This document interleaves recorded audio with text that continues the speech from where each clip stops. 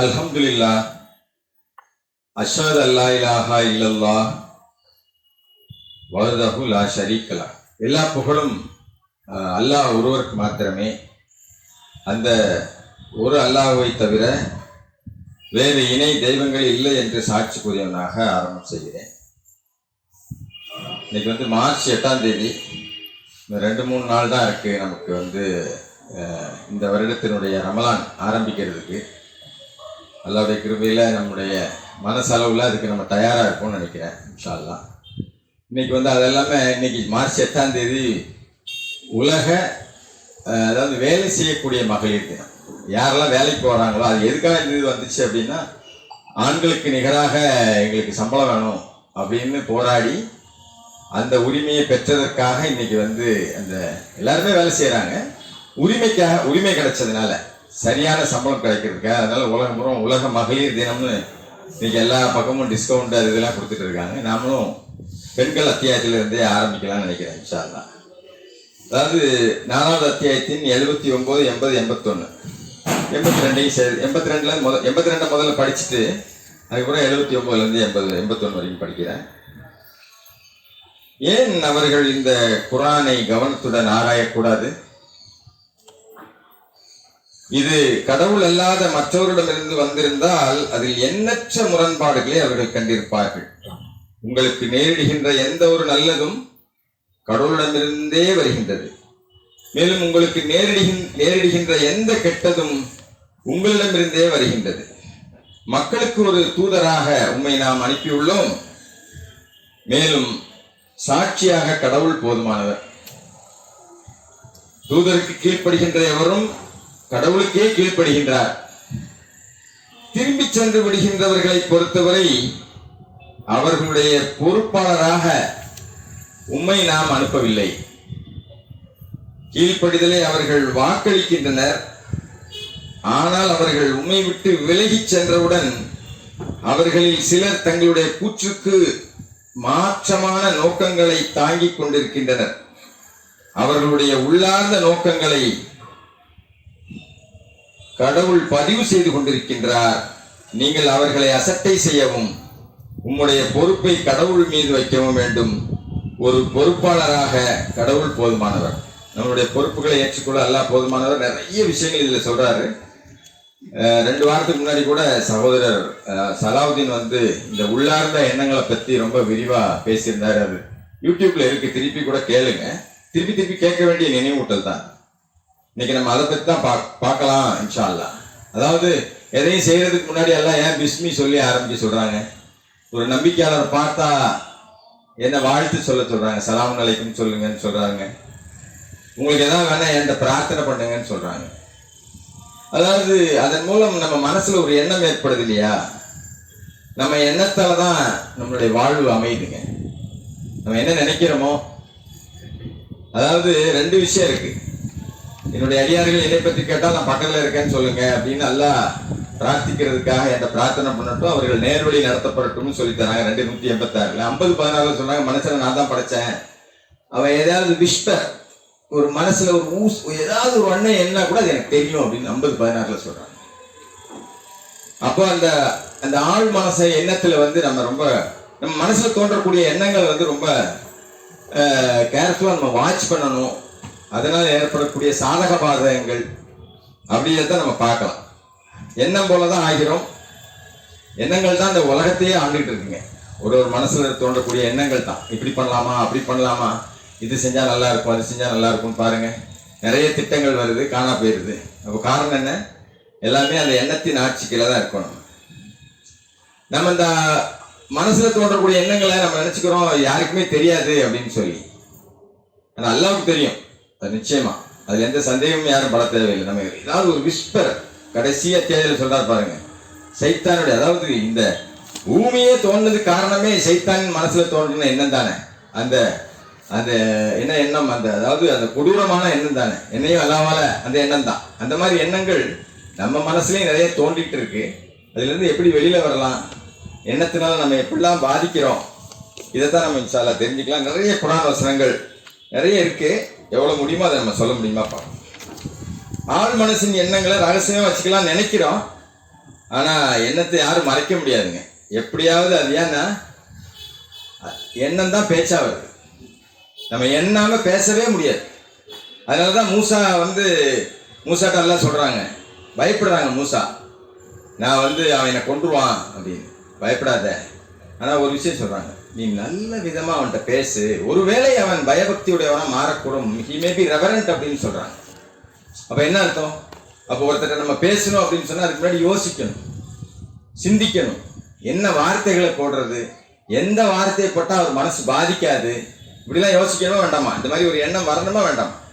அப்ப எண்ணம் ரொம்ப ரொம்ப முக்கியம். அதனால எண்ணம் தான் பேச்சாகவும் பழக்கமாகவும் பின்னாடி சூழ்நிலையாகவும் மாறுது. இதை நம்ம புரிஞ்சுக்கணும். அதாவது அல்லாஹ் சொல்றாங்க, not equal good response and bad response சொல்றாங்களா இல்லையா? நல்ல பதிலும் கெட்ட பதிலும் சமமானவை அல்ல. அதோட எல்லாமே சொல்றாங்க, நல்லதை கொண்டு தீயதை தடுங்க. 3:104, 110, 114 நிறைய வசனங்கள் இருக்கு. வசனங்களை நான் கடைசியில் படிக்கிறேன். சொல்ல வர விஷயத்தை கூட சொல்லிட்டு அதுக்கப்புறம் நான் அல்லாஹ்வுடைய வசனங்களை நான் படிக்கிறேன். அதாவது நல்ல பதிலும் கெட்ட பதிலும் சமமானவை அல்ல. அதன் மூலம் என்ன செய்யலாம்? உங்களுடைய விரோதியை கூட நீங்க நண்பனா மாற்ற முடியும்னு சொல்லித்தராங்க. நம்ம என்ன பார்க்குறோம்? ஒருத்தர் முத்திரை குத்திடுறோம். மாலிக் யௌமித்தீன் ஒவ்வொரு தொழுகையிலையும் ஓதிட்டு இவர் இப்படித்தான், இவங்கெல்லாம் வேலைக்கு ஆகாதவங்க, இதெல்லாம் சரியா வராது அப்படின்னு. உள்ளத்தை ஆட்சி செய்யக்கூடியது யாரு? அல்லாஹ்ங்கிறத மறந்துடுறோம். நம்ம அல்லாஹ்வா மாறிடுறோம். அடுத்தவங்க எண்ணம்லாம் நமக்கு தெரியணும்னு நினைக்கிறோம், ஆனா அல்லாஹ்வுக்கு தெரியுங்கிறத மறந்துடுறோம். நம்ம ஆள் மனதில் கொண்டிருக்கக்கூடிய நம்ம வாழ்க்கையில் நடக்கக்கூடிய சம்பவங்களுக்கும் நம் எண்ணங்களுக்கும் நேரடி தொடர்பு இருக்கு. நான் இதை நினைச்சேங்க, அவர் வந்துட்டாரு, இது நினைச்சா அல்லாஹ் எனக்கு கொடுத்துட்டாரு. நம்ம சொல்றோம், நான் எதெல்லாம் நினைக்கிறோமோ அதெல்லாம் அல்லாஹ் நமக்கு தராரு. அப்ப இந்த நினைப்பு தாங்க பிரார்த்தனை, நினைப்பு தான் புலப்ப கொடுக்கும்னு சொல்றாங்களா இல்லையா? நினைப்பு தான் புலப்ப கெடுத்துச்சுடா எனக்கு. உள்ளத்தில் எண்ணத்தில் நலம் இருந்தால் இன்பமே எல்லோருக்கும் ஒரு பாட்டு கூட இருக்கு. எண்ணத்தில் நலம் இருந்தால் இன்பமே எல்லோருக்கும் எப்பவுமே. அப்போ அந்த எண்ணங்கள் ஏற்படுவதற்கான காரணம் என்ன, எங்க இருந்து வருது? இந்த சோர்ஸ் ஆஃப் தாட்ஸ் யாரு அப்படின்னு நம்ம நல்லா புரிஞ்சுக்கணும். அதாவது வாழ்வில் நடக்கும் சம்பவங்களுக்கும் நம் எண்ணங்களுக்கும் நேரடி தொடர்பு இருக்கிறது. அதை புரிஞ்சு கொண்டு அதை கண்டுபிடிச்சு திட்டமிட்டு நேர்மறையான எண்ணங்களுடன் வாழ்க்கை நடத்த வேண்டும். அதைத்தான் 4:79 சொல்லிச்சு. உங்களுக்கு நேருகின்ற எந்த நல்லதும் அல்லாஹ்விடம் இருந்தா வருது, உங்களுக்கு நேரிடுகின்ற எந்த கெட்டதும் உங்களிடமிருந்தே வருகிறது. அப்ப கெட்ட என்ன வந்தா என்ன செய்ய சொல்றாரு? ரப்பி அவுது பிக்க மின் ஹமஷாத்தி ஷயாத்தீன் வஅவுது பிக்க ரப்பி அய்யதுரூன். பாதுகாப்பு கேட்டுக்கிட்டே இருக்கேன்னு சொல்றாரு. சைத்தான் ஊசலாட்டத்தை ஏற்படுத்திக்கிட்டே இருப்பான். ஒரு நல்ல எண்ணம் வந்துச்சுன்னு ஒருத்தருக்கு 10 ரூபா கொடுக்கணும்னு நினைப்பான், கொடுக்காத அவன் கஞ்சா அடிச்சிருக்கான்னு சொல்லி, கொடுக்காத அவன் தப்பு பண்ணிடுவான். கேட்டா கொடுன்னு எல்லாம் சொல்றாரு, அவ்வளவுதான். யாரு கேட்டாலும் கொடு, இல்லையா நல்ல வார்த்தை சொல்லு. யோசிக்கிறதுக்கோ ஆலோசனை பண்றதுக்கோ உனக்கு ரைட்ஸே கிடையாது. தர்மத்துல மட்டும் எல்லாம் தடுக்கவே இல்லை. ஏன்னா காட் இஸ் த ப்ரொவைடர்னு சொல்றாரு. இப்ராஹிம் பிரார்த்தனை பண்றாரு, நம்பிக்கையாளர்கள் மட்டும் கொடுன்னு. அதை நீ சொல்லாத, நான் நம்பிக்கை இல்லாதவங்களுக்கு நான் கொடுப்பேன்னு சொல்றேன். அப்ப என்ன அர்த்தம்? எல்லாரும் அவர் வள்ளல், அவர் நமக்கு என்ன வேணும் அதை நம்ம விட்டுட்டு நீ அவனுக்கு கொடுக்காத. இதுதான் மனித புத்தி. எனக்கு என்ன வேணும்னு கேட்க தெரியாது, அவனுக்கு கிடைச்சிடக்கூடாது. எனக்கு ஒரு கண்ணு போனாலும் பரவாயில்ல, அவனுக்கு 2 கண்ணு போகணும் அப்படின்னு நம்ம நினைக்கிறோமா இல்லையா? அப்படி அந்த நினைப்பை தூர விடணும். நினைப்பு தான் நம்மளுடைய பொழப்பை கெடுத்துரும். மனிதன் தான் அவனது எண்ணங்களின் தலைவன். எல்லாம் ஒரு சுதந்திரம் கொடுத்துருக்காங்களா இல்ல? வானம், பூமி, சூரியன், சந்திரன், நட்சத்திரங்கள், பிரபஞ்சத்தில் உள்ள எல்லா படைப்புகளுக்கும் எல்லாம் அமானியத்தை கொடுத்தாங்க. அதெல்லாம் ஏற்றுக்கொள்ள மறுத்தது. ஆனா மனிதன் அறியாமையின் காரணத்தினால அந்த அமானியத்தை ஏற்றுக்கொண்டான். அது என்ன அமானிதம்? சுதந்திரம். எதை வேணாலும் சிந்திக்கலாம், எதை வேணாலும் பேசலாம், எதை வேணாலும் தேர்ந்தெடுக்கலாம் அப்படிங்கிற சுதந்திரம். அப்ப நம்மளுடைய எண்ணங்களுக்கு தலைவன் யாரு அப்படின்னா நம்ம தான். அதற்கான சூழலையை நம்ம ஏற்படுத்தணுங்கிறது தான் அல்லாஹ்விடமிருந்து பெற்றுக்கொள்ளக்கூடிய இந்த வழிகாட்டுதல். எண்ணம் சரியா இருந்தா எல்லாமே சரியா தாங்க இருக்கும். நம்முடைய எண்ணங்களின் அதாவது நல்லெண்ணத்தின் விளைவாக ஏற்பட்ட வெற்றி நமக்கு தெரிஞ்சு போச்சு. லா இலாஹ இல்லல்லாஹ் மட்டும்தான், அல்லாஹ் மட்டும்தான் எல்லாமே. நம்ம ஷஹாதத் சொல்லி தான் ஆரம்பிக்கிறோம். இது நாம ஏற்படுத்தின எண்ணத்தின் விளைவாக ஏற்பட்ட வெற்றி. நம்மளுடைய சரணடைதலுடைய எண்ணமே லா இலாஹ இல்லல்லாஹ் தான். ஃபர்ஸ்ட் எதா இருந்தாலும் அல்லாஹ் தான்ப்பா அப்படின்னு. இந்த நல்லெண்ணத்தின் விளைவாக ஏற்பட்ட வெற்றி அது கொஞ்சம் விடாமுயற்சியோடு கண்காணிக்கப்படாவிட்டால் வீழ்ச்சியின் வித்து அங்கே விதைக்கப்படுகிறது. நான் வந்துட்டேன், எல்லாம் மட்டும் தெரிஞ்சுட்டேன், நான் ஜெயிச்சுட்டேன் நினைச்சோம், முடிஞ்சிருச்சு. எனக்கு எல்லாமே தெரியும் அப்படின்னு நினைச்சோம், முடிஞ்சிருச்சு. நான் தான் சரியா இருக்கேன் அப்படின்னு நினைச்சோம், முடிஞ்சிருச்சு. நான் மட்டும் தான் சரியா இருக்கேன், மற்ற எல்லாம் ராங்குப்பா அப்படின்னு நினைச்சா முடிஞ்சிருச்சு. அப்போ அந்த நல்லெண்ணத்தின் விளைவாக ஏற்பட்ட வெற்றி தொடர்ந்து கண்காணிக்கப்படவில்லை என்றால் அங்க வீழ்ச்சியின் வித்து ஆரம்பமாய். நம்முடைய ஆழ்மனம் எதை ரகசியமாக விரும்புகிறதோ அதை ஈர்க்கப்படுகிறது. அதாவது இங்கிலீஷ்ல சொல்றாங்க what ever resist will persist அப்படின்னு. நீ எதை வேண்டாம் வேண்டாம்னு சொல்றியோ அதுதான் உனக்கு வரும். ஏன்னா நீ சொல்றதுனால நீ விட்டுரு. பொறுப்பு அதான் சொல்ற, பொறுப்பு அல்லாத கடைசியில் 81 சொல்றாங்க, பொறுப்பை கடவுள் மீது வைக்க வேண்டும். 79, 80, 81 3 வசனத்தை பற்றி தான் நம்ம பார்க்கிறோம். இன்ஷா அல்லாஹ் பொறுப்பு அல்லாட்ட விட்டுரு. அதே நினைச்சு எனக்கு கஷ்டமே வரக்கூடாது, கஷ்டமே வரக்கூடாது. அல்லா சொல்றது, உன்னை கஷ்டப்படுத்தினால எனக்கு என்னப்பா கிடைக்கும்? நீ முதல்ல நல்ல எண்ணு, எனக்கு எல்லாம் போதுமானவன் நினை. நம்ம என்ன நினைக்கிறோம், யார இவர் கரெக்டா இருப்பாரு, அவர் சொன்னா சரியா இருக்கும், இவர்கிட்ட ஆலோசனை பண்ணா சரியா இருக்கும், இதை இப்படி செய்யவா, அதான் அப்படி செய்யவா, இதுக்கு என்ன விளக்கம், அதுக்கு என்ன விளக்கம் அப்படின்னு எல்லாத்தையும் கேட்டுட்டு இருக்கோம். அல்லாஹ் நமக்கு போதுமானவர், அல்லாஹ் நமக்கு வழிகாட்ட போதுமானவர்ங்கிற எண்ணம் நமக்கு இருந்துச்சுன்னு வைங்களேன், நம்ம யாரையும் சார மாட்டோம். நிச்சயமா நமக்கு தேவையான அந்த கைடு இருக்கு, அல்லாஹ்வுடைய துணை இருக்கு. நிச்சயமா நம்ம வழி தவறி போக சாத்தியமே இல்லை. அவர் சொல்ல, பிரார்த்தித்துக் கொண்டிருக்கும் காலம் எல்லாம் வழி தவறி போக சாத்தியமே இல்லைன்னு குர்ஆன் சொல்லு. நம்முடைய சூழ்நிலையை அதாவது உடனே தெரிஞ்ச உடனே மனுஷன் பதட்டப்படுறான். நான் இவ்வளவு நாளா தவறு பண்ணிட்டேன். அதாவது தங்களுடைய சூழ்நிலையை மேம்படுத்திக் கொள்ள வேண்டும் என்று மனிதர்கள் பதறுகின்றார்கள். ஆனால் தங்களை மேம்படுத்திக் கொள்ள முனைவது, அதுக்காக கத்துக்கணுமே, சில சிரத்தை எடுக்க நல்லா சொல்றாரு. தொழுகை உள்ளட்சம் உடையவர்களுக்கு கடினமே கிடையாதுன்னு சொல்றாரு. நம்ம என்ன நினைக்கிறோம், எப்படி அங்க இருந்து இங்க வர்றது, எப்படி தொழுறது, எப்படி 5 நேரம் தொழுகிறது அப்படின்னு நினைக்கிறோம். ஆனா உள்ளுக்குள்ள அதாவது ஒரு 5 மணிக்கு ட்ரெயின் 50,000 ரூபாய் கொடுத்து டிக்கெட் எடுத்துல ஃபிளைட் எடுத்திருக்கோம், 50,000 ரூபாய் டிக்கெட் எடுத்திருக்கோம், பகல் பூரா வேலை பார்த்துருக்கோம், நைட்ல படுத்திருக்கிறோம். உள் மனசுல பதிஞ்சிருது காலையில பிளைட்டுக்கு போகணும் அப்படின்னு. டக்கு யாரெல்லாம் எழுப்ப தேவையில்லை, நம்ம எந்திச்சு போயிடுவோம். அந்த மாதிரி லாயிலாக இல்லைலாம் அடி மனசுல பதியணும். அதுதான் சொல்ல வர. பதிஞ்சிட்டுன்னு வைங்களேன், எதுவுமே கஷ்டம் கிடையாது. தங்கள் சூழ்நிலைகளை மேம்படுத்திக் கொள்ள வேண்டும் மனிதர்கள் பதறாங்க. இன்னும் கொஞ்சம் நல்லா இருக்குமே, இப்படி இருந்தா அப்படி இருக்கும். ஆனா தங்களை நம்மளை மேம்படுத்திக்கிட்டா சூழ்நிலை மாறிடும் அப்படிங்கிற விஷயத்தை புரிஞ்சுக்கிட்டோன்னு வைங்களேன். என்ன சொல்றாரு, யார் அல்லாஹ் என்று பிரகடனம் செய்து மறுமை வாழ்க்கை, மறுமை உண்டுங்கிற அடிப்படையில் நேரிய வாழ்க்கை வாழ்கிறார்களோ அவர்களுக்கு சொர்க்கம் முன்பதிவு செய்யப்பட்டு விட்டது என்ற நற்செய்தியோடு மலக்குகள் இறங்குகிறார்கள் அவங்கள்ட்ட. உங்களுக்கு இந்த உலகத்துல என்ன வேணும், உங்களுக்கு மறு உலகத்துல என்ன வேணும், உங்க ஆசை என்ன, உங்க தேவை என்ன, எல்லாத்தையும் அவங்க தராங்க, அதுக்கு உதவி செய்யறாங்க. 41, 30, 31, 32 தொடர்ந்து குர்ஆனை படிச்சுட்டே இருந்தா மட்டுமே தான் நம்ம அல்லாஹ்வோட தொடர்புலயே இருக்கோம். அல்லாஹ் நம்ம கூட எப்பவுமே நம்ம கூடயே தான் இருக்கிறாங்க, அதுல சந்தேகமே இல்லை. நாம அல்லாஹ் கூட தொடர்புல இருக்கிறோம் அப்படின்னு சொன்னா அல்லாஹ்வுடைய இந்த கயிறை நம்ம டச் பண்ணிக்கிட்டே இருக்கிறோமா, டெய்லி காலையில படிச்சோமா, சாயங்காலம் ஒரு வசனம் நம்ம படிக்கிறது மட்டும் இல்ல, பிள்ளைங்களை படிக்க வச்சோமா, அடுத்த ஜெனரேஷன் பாஸ் பண்றேன்னு சொல்றாங்கல்ல. யார் பண்ணுவா அது? வேற யாராவது பண்ணுவாங்களா? தெரிஞ்சவங்க 6, 19 யார் யாரையெல்லாம் சென்றடையுதோ அவர்கள் இதை பிரச்சாரம் பண்ணுவாங்கன்னு சொல்லுது.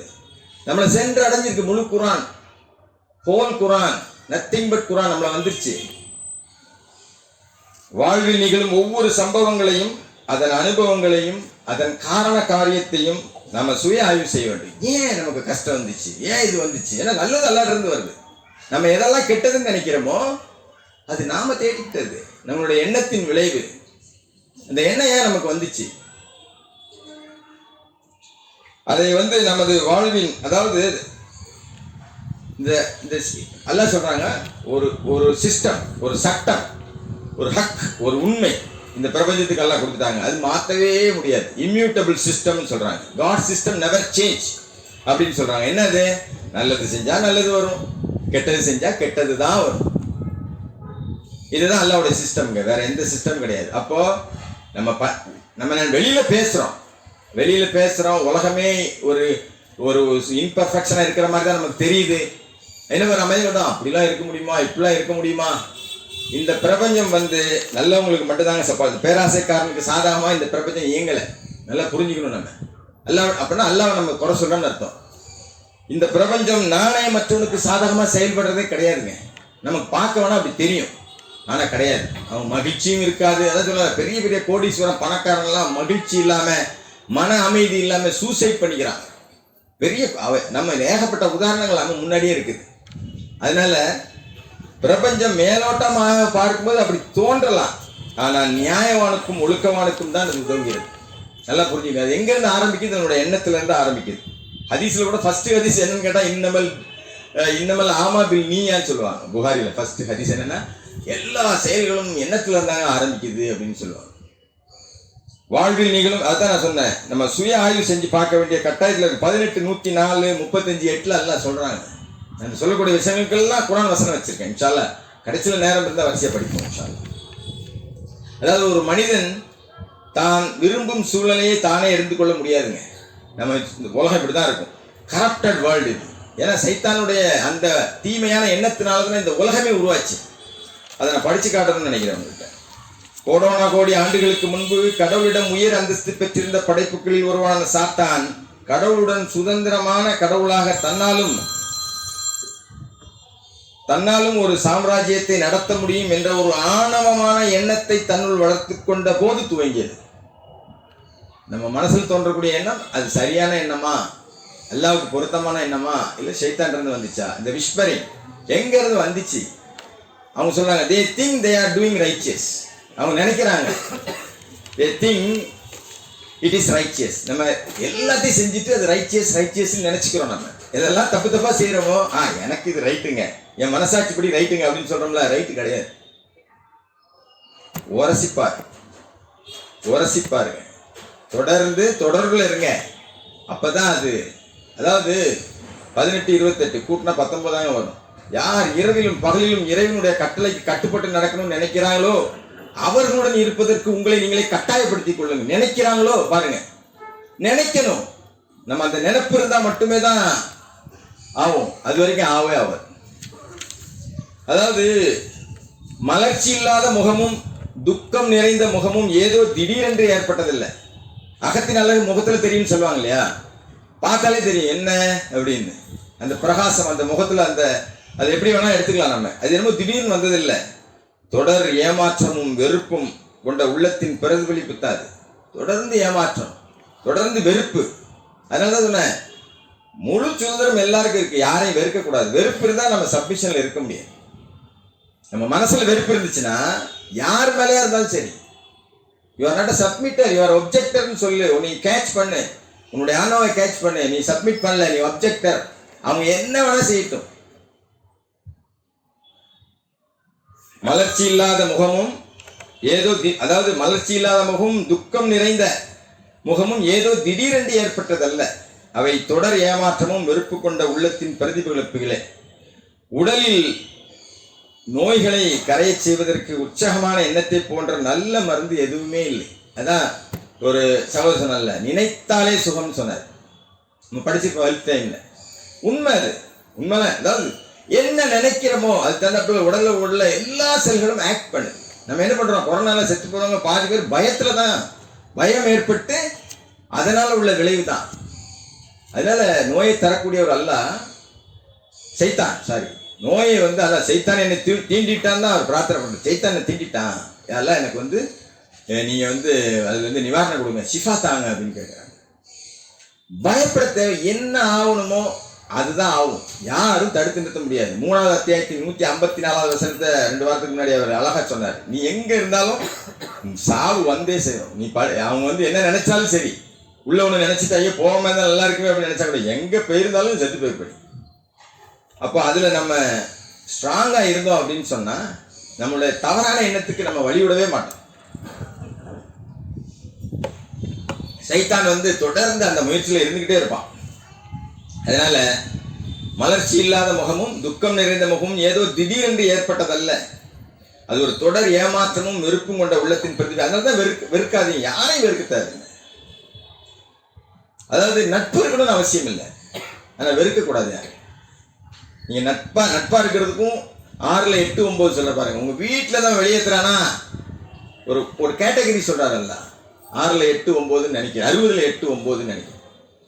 அதனால நம்ம நம்ம எண்ணத்துல ரொம்ப கவனமா இருக்கும். என்ன எண்ணம் நம்ம கொஞ்சம் யோசிச்சு பார்த்தா தெரியும். இது தப்பான எண்ணமாச்சே, உடனே அதுல இருந்து ரப்பி அவதுபிக்க தான் நமக்கு ஞாபகம். சைத்தான் இருந்து பாதுகாப்பு தரணும் அப்படின்னு. நல்ல எண்ணம் வச்சா அல்ஹம்துலில்லாஹ். அதாவது இது தொடர்ந்து இன்னும் பாப்போம் மிச்சத்தை. இப்ப நம்ம அல்லாஹ்விடம் பாவ மன்னிப்பு கேட்போம். தூபில் எல்லாம்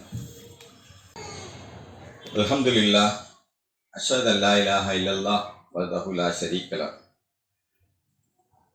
நம்ம மனசுல தோன்றக்கூடிய தொடர் எண்ணங்களை பத்தி பார்த்துட்டு இருக்கோம். அதாவது எப்படி உடல் பலகீனம் ஆயிடுச்சு அப்படின்னு வைங்களேன்.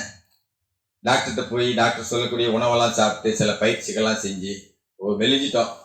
அப்போ எப்படி திடப்படுத்துறோமோ அதே மாதிரி பலகீனமான எண்ணங்கள் உடையவர்கள் சரியான எண்ணங்களை வளர்த்து கொள்வதன் மூலம் இந்த ஆத்மாவை ஊட்டப்படுத்த முடியும். அதாவது உடம்பு தளர்ந்துச்சுன்னா ஆன்மாவும் தளர்ந்துருங்க ஆட்டோமேட்டிக்கா. ஆன்மா உடம்பு பலமா இருந்தா தான் ஆன்மா பலமா இருக்கு. இதுல ரொம்ப கவனமா நீங்க யோசிக்கணும். அதாவது உடம்பு பலமா இருக்கணும். நம்ம காலில் ஒரு புண்ணு இருக்கு, சதா அந்த வலி தான் ஞாபகம் இருக்கும், எல்லாம் ஞாபகம் இருக்கும். ஏதோ ஒரு நோய் இருக்கு, சதா அதுதான் ஞாபகம் இருக்கும், எல்லாருடைய நினைவு மறந்துடும். அதனால இந்த உடம்பை எப்படி பலப்படுத்துறோமோ அது மாதிரி ஆன்மாவை பலப்படுத்த, அதான் சொன்ன என்னை நினைவு கூறுவதனால மட்டும்தான் உங்களுடைய மனசு அமைதி அடையும் அப்படின்னு சொல்றாங்க. நம்ம வாழ்வின் இயக்கத்திற்கு நாம தான் பொறுப்பு, வேற யாரும் கிடையாது. இந்த வாழ்வு ஒரு மனிதனின் தூய்மையான நிலையும் அல்லது அவன் பெற்றிருக்கும் தூய்மையற்ற நிலையும் அவனால் தான் உண்டாக்கப்பட்டது. அதுதான் 4:79 சொல்லுச்சு. நல்லது வந்துச்சா அங்க அல்லாஹ், கெட்டதா அது நீதான். இது கொஞ்சம் ஏத்துக்கிறது கஷ்டமா இருக்கலாம். சிஸ்டத்தை புரிஞ்சாதான், அல்லாஹ்வுடைய தன்மையை புரிஞ்சாதான் இதை நம்ம புரிய முடியும். அதனாலதான் எல்லாரும் அல்லாஹ் அல்லான்னு சொல்றாங்க. 18ல் 61 இருந்து 63 வரைக்கும் படிங்க. 23ல் 2 வசனம் இருக்கு. நீங்க யார்கிட்ட கேளுங்க, எல்லாரும் அல்லாஹ் அல்லான்னு தான் சொல்லுவாங்க. யார் உலகத்தை படைச்சது யார், பூமியை படைச்சது யார், உனக்கு வாழ்வாதாரத்துக்கு எல்லாம் அல்லாஹ் பொய் சொல்றாங்க. ஏன்னா அல்லாஹ்வை பத்தி புரியாம பேசிட்டு இருக்காங்க, அல்லாஹ்வுடைய தன்மையை அறியாமல் அவங்க பேசிட்டு இருக்காங்க அப்படின்னு. அதனால நம்ம வாழ்வின் இயக்கத்திற்கு அதுதான் சுதந்திரம், நாம தான் பொறுப்பு. ஒரு மனிதனின் தூய்மையான நிலையும் அவன் பெற்றிருக்கும் தூய்மையற்ற நிலையும் அவனால் தான் உண்டாக்கப்பட்டது, மற்றவர்களால் அல்ல. அவனால் தான் அதை மாற்ற முடியும், மற்றவர்களால் அல்ல. நான் எந்த ஒரு சமுதாயமும் 13ல் 83 நினைக்கிறேன், 53 நினைக்கிறேன். எந்த ஒரு சமுதாயமும் தங்களை தாங்களே மாற்றிக்கொள்ள முடிவெடுக்காதவரை அல்லாஹ் அவர்களை மாற்றுவதில்லை. 2 இடத்துல வருது, 8:53 வருது, 13 வருது, 11 வருது, 13ல் 11 2 இடத்துலயும் வருது. நம்ம முடிவெடுக்கணும், நம்ம எண்ணம் வைக்கணும் ஃபர்ஸ்ட். அதனாலதான் நோன்பு தொழுகிறதுக்கு முன்னாடி எண்ணம் வைக்க சொல்றாங்க. அந்த தொழ போறேன்னு முதல்ல ஃபர்ஸ்ட் எண்ணம் வைங்க. ஃபர்ஸ்ட் நியத் அப்படின்னு அரபியில, இன்டென்ஷன் இங்கிலீஷ்ல. இந்த இன்டென்ஷன் பியூரா இருந்துச்சுன்னு வைங்களேன். இன்டென்ஷன் பியூரா இருந்தா ரொம்ப கடைசியில், அதாவது CPU இருந்தால் தான் கம்ப்யூட்டர் வேலை செய்யும், CPS வேணும். Clarity in mind, purity in heart, sincerity in action. Clarity மைண்ட்ல, கிளாரிட்டி தெளிவா. அல்லாஹ் இதுல நான் இது தெளிவாக்கிட்டேன், இதுல எதையும் சொல்லலப்பா, எதையும் விட்டுறலப்பா, உங்களுக்கு தேவையானது எல்லாமே இருக்கு. அந்த கிளாரிட்டி வேணும் நமக்கு. நமக்காக தான் வந்திருக்கு இது அப்படின்னு. இதை நம்ம கத்துக்க என்ன ஆகும் அப்படின்னா, கற்றுக் கொடுக்கிறவர் அல்லாவா இருக்கிறார். அக்கறை உடையவர்களை தவிர இதை அடைய முடியாது. பியூரிட்டி வந்துடும் ஹார்ட்ல. அப்புறம் சின்சியாரிட்டி இன் ஆக்ஷன், CPS. ஞாபகம் வச்சுங்க. காரணம் நம்ம சின்ன சின்ன விஷயங்களை ஞாபகம் வைக்கும் போது தான் ரைட், ஓகே நம்ம எதுல ஈடுபடணும். நேரம் ஆகிட்டே இருக்கு, நான் இறுதிக்கு வந்துடுறேன். எந்த சாதனையும் செய்கிற, அதாவது உதாரணம் சொல்லலாம், அதாவது ஒரு பெரிய ஆலமரம் இருக்கு. அந்த ஆலமரம் தோன்றதுக்கு முன்னாடி அந்த ஆலமரம் எதுக்குள்ள இருந்துச்சுன்னா ஒரு சின்ன விதைக்குள்ள தான் இருந்துச்சு. உண்மையா இல்லையா? ஒரு பெரிய கல்லா பருந்தை பார்க்குறோம் நாங்கள், பெரிய பருந்து. அது எதுக்குள்ள இருந்துச்சு? ஒரு முட்டைக்குள்ளதான் இருந்துச்சு. அது மாதிரி தான், அதாவது நாளைய நிச்சயங்கள் இன்றைய விதைகள் தான். அதனால நம்ம இப்போ நான் இறுதியா சொல்ல வர விஷயத்த எண்ணம் வைக்கணும் அப்படிங்கிறதுக்கு 110 இந்த குரான் எப்படி அந்த மக்கள் கேட்குறாங்க, மாதவிடாயை பற்றி சொல்லுங்க அப்படின்னு சொல்லுது. தர்மத்தை கொடுக்கறத பற்றி கேட்குறாங்க, இப்படின்னு சொல்லுங்கன்னு சொல்லு. ஒரு மனிதரின் வாழ்க்கையில நடக்கக்கூடிய பிரச்சனைகளுக்கும் சம்பாசனைகளுக்கும் கலந்துரையாடல் தான் இந்த குரான். அதுல யாரும் மாற்றிக்கிறது முடியாது. அப்படி அவர் இறுதியா இறங்கின அத்தியாயம் எதுங்க? 110. இதாஜா நஸ்ருல்லாஹி வல் ஃபத் வராயத்தன் நாஸஹ எதுகுலு ஃபீ இல்லாஹி அஃபாஜா ஃபஸப்பி பிஹம்தி ரப்பிக வஸ்தக்ஃபிருஹு இன்னஹு கான தவ்வாபா. வெற்றி வரும்போது மக்கள் கூட்டம் கூட்டமா வருவாங்க. நான் வந்துட்டோம் கூட்டம் கூட்டமா. நம்மளுடைய பொறுப்பு என்ன? பின்னாடி வரக்கூடியவங்களுக்கு தேவையான ஏற்பாடெல்லாம் பண்ண வேண்டியது தான். இதை கொண்டு போய் சேர்க்க வேண்டியது தான், வேற ஒண்ணுமே இல்லை. அதையும் குர்ஆன் சொல்லுது. 47 முகமது அத்தியாயத்திலிருந்தே படிக்கிறேன், 38வது வசனம். அதாவது நமக்கு ஒரு பொறுப்பு இருக்கு, அந்த பொறுப்புக்கான எண்ணத்தைங்க விதைங்கன்னு நோன்பு வருது. அந்த எண்ணத்தைங்க விதைங்கிறது தான் நான் சொல்ல வரதுடைய நோக்கம். அல்லாஹ்வுடைய பாதையில நீங்க அழைக்கப்பட்டால் கஞ்சத்தனம் காட்டாதீங்க அப்படின்னு சொல்லுது. 47 38 பாருங்க. கடவுளின் நிமித்தம் செலவு செய்யுமாறு அழைக்கப்படுகின்றவர்களாக நீங்கள் இருக்கின்றீர்கள், ஆனால் உங்களில் சிலர் கஞ்சர்களாக மாறிவிடுகின்றீர்கள். கஞ்சர்கள் தங்களுடைய சொந்த ஆத்மாக்களின்பாலே கஞ்சத்தனம் கொண்டவர்களாக இருக்கின்றனர். கடவுள் செல்வந்தராக இருக்கின்றார், அதே சமயம் நீங்களே ஏழைகளாக இருக்கின்றீர்கள். இதுக்கப்புறம் தான் ஒரு எச்சரிக்கை பண்றாரு எல்லாம். நம்ம நீங்கள் திரும்பி சென்று விட்டால் உங்களுடைய இடத்தில் மற்ற மனிதர்களை அவர் மாற்றி அமைத்து விடுவார், மேலும் அவர்கள் உங்களை போன்று இருக்க மாட்டார்கள். இந்த ஒரு பொறுப்பு நம்மள்கிட்ட இருக்கு. அல்லாஹ்வுடைய பாதையில ஒண்ணுமே இல்லை, ஒரு நல்ல ஜெனரேஷனை விட்டு போகணும். நம்ம குடும்பம் அதாவது நம்முடைய பிள்ளைங்களை தொழும்படி ஏவணும், அதை தெரியுறாங்களாங்கிற கவனிக்கணும். ஜெனரேஷன் டு ஜெனரேஷன் இந்த செய்தியை பாஸ் பண்ணணும். இறுதியா 6:19 அதுவும் பாருங்க, 6x19 114 குர்ஆனை தான் சொல்லுது. இந்த குர்ஆனை கொண்டு போய் யார் யாரெல்லாம் சென்றடைதோ அவர்களை அது கொண்டு அவங்க ப்ரீச் பண்ணுவாங்க அப்படின்னு சொல்லிப்பாரு. 6:19 அதோட முடிச்சிடறேன் நான் இன்ஷா அல்லாஹ். கூறுவீராக எவருடைய சாட்சியம் மிகப்பெரியது? கூறுவீராக கடவுளுடையது. உங்களுக்கும் மேலும் இது சென்றடைகின்ற எவருக்கும் பிரச்சாரம் செய்வதற்காக இந்த குர்ஆன் எனக்கு உள்நுழைக்கப்பட்டுள்ளது என்பதற்கு எனக்கும் உங்களுக்கும் இடையில் அவரே சாட்சியாக இருக்கின்றார். உண்மையில் கடவுளுடன் வேறு தெய்வங்கள் இல்லை, இருப்பதாக நீங்கள் சாட்சியம் பகர்கின்றீர்கள்.